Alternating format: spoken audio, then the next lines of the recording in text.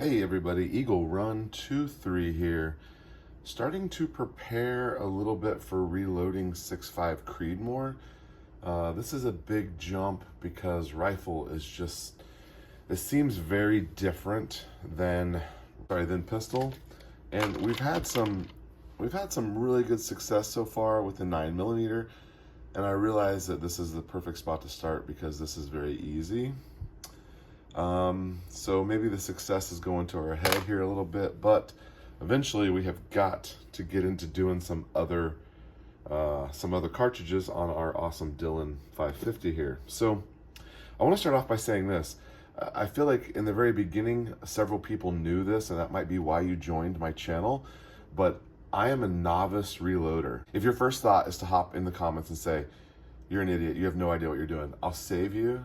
And I'll say that comment about myself. I am learning, and this channel is to document that learning process. I'm bringing you along. We're trying to collect, a bit of a group of people who are maybe on the same journey. And thankfully, there's so many awesome people in the comments who have really been helping us out.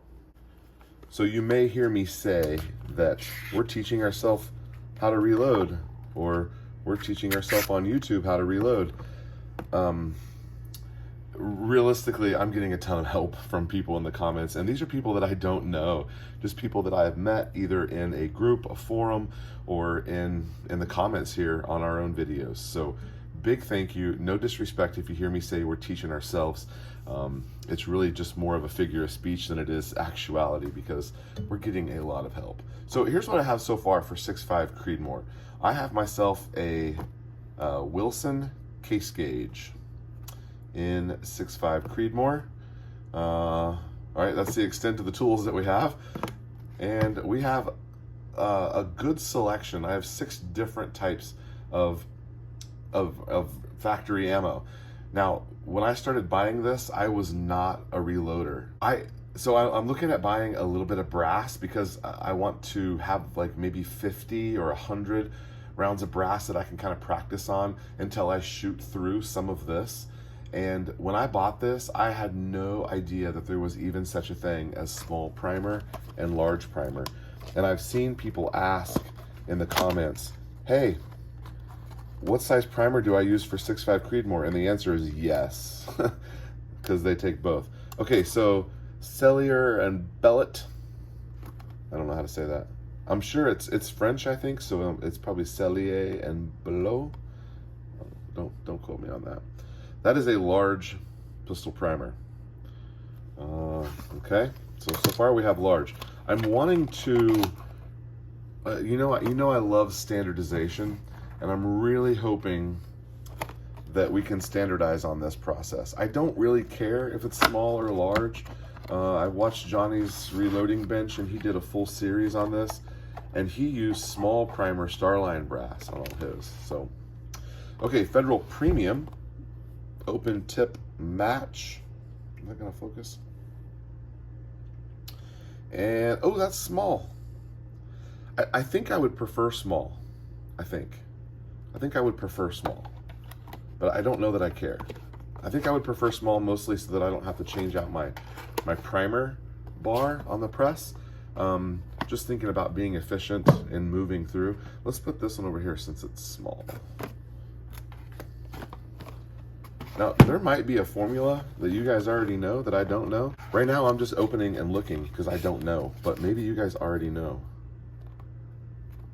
Well, that's got to be large, isn't it?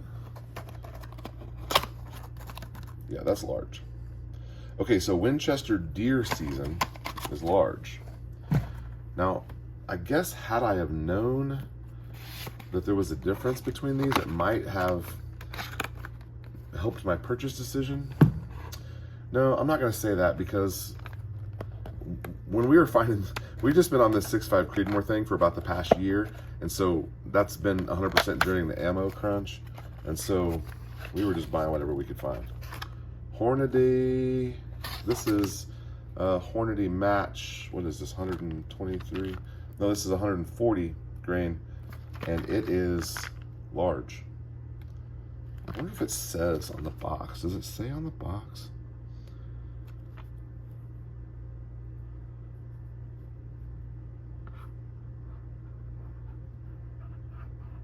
It's a good looking bullet though. So that's large. I was hoping Hornady would be small. Okay, well, so my goal is to reshoot all this brass. I'm not gonna say how many, but I have lots and lots of ammo here. Well, that Hornady is small.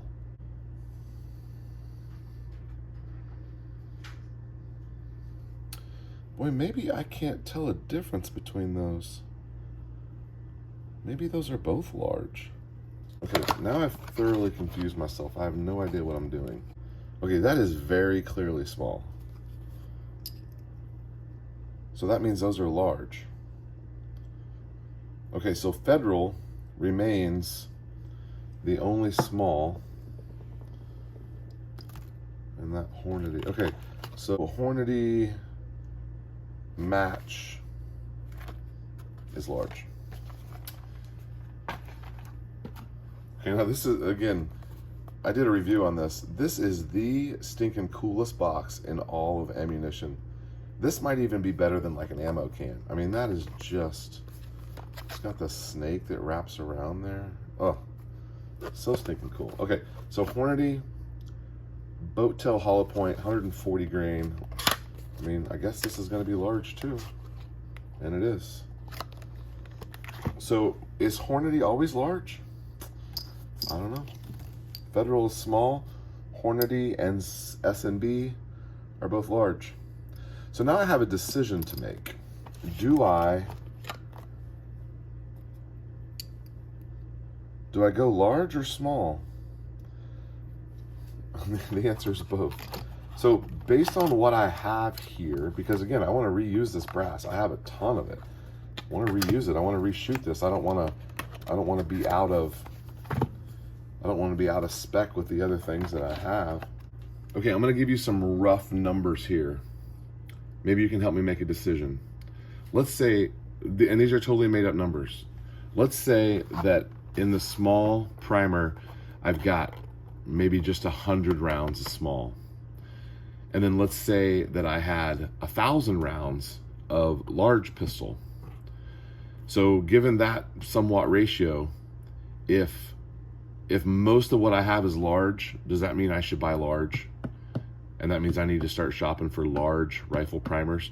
I just found some small rifle primers and I ordered them because I thought that everything was small.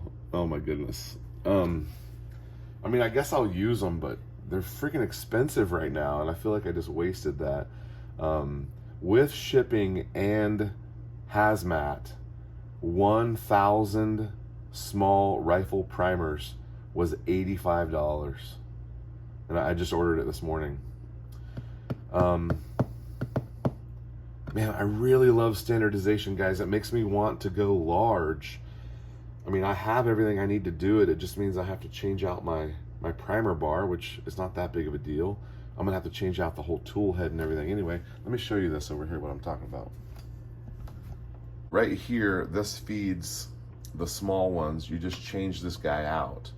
And then you have to use, of course, a large, this is the tube, the pickup tube. When you're picking up the primers, you gotta use the big one, which I have it as well. This stays the same. I just have to change out that, which again, it's not that big of a deal. There's a spring and I'm sure I can figure it out. So the tool head, we have another tool head coming so that we can have one of these set up for 9mm, and then we just swap in the new tool head with the new dies already set. We can go right to 6.5 Creedmoor. Eventually we'll have that same thing for 223 when we get to that one, but I'm just thinking if I went small, I wouldn't have to change anything down here at all because I can do small pistol and rifle out of this. I don't know, something to think. I'd be interested in your comments. Again, keep in mind, I'm a big fan of standardization and keeping things simple. It's not as if I'm going to be in a huge rush to switch over real quick. It's not like, you know, someone's beating down your door and you're like, hang on, I gotta switch over to 6.5 Creedmoor. So I don't know that there's really a rush on that. I'm looking for efficiency and ease of use, and I want to have a system in place that stays in place. And when you're starting from zero, you just don't know what you're going to run into. Bit of an oversight on the ammo, but I don't know what I could have done different, because I've just been buying everything that I can, everything that I can see, and I'm ending up with some mismatched stuff. This is what I have the most of. I was able to get a lot of that, and I ordered this like a year and a half ago.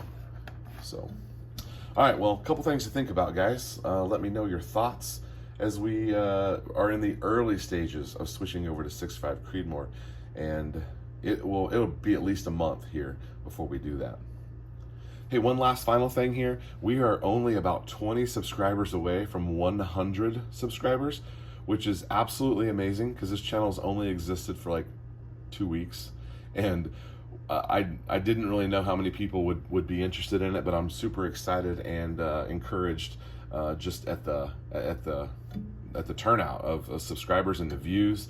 It took my other channel a long time to get 100, and we're blowing right through that, which means at 100 we get live streams.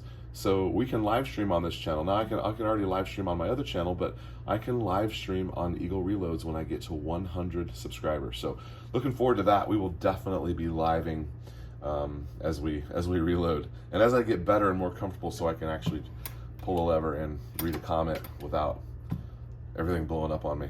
All right, guys, Eagle Run 23. Thanks for watching Eagle Reloads. We'll see you next time.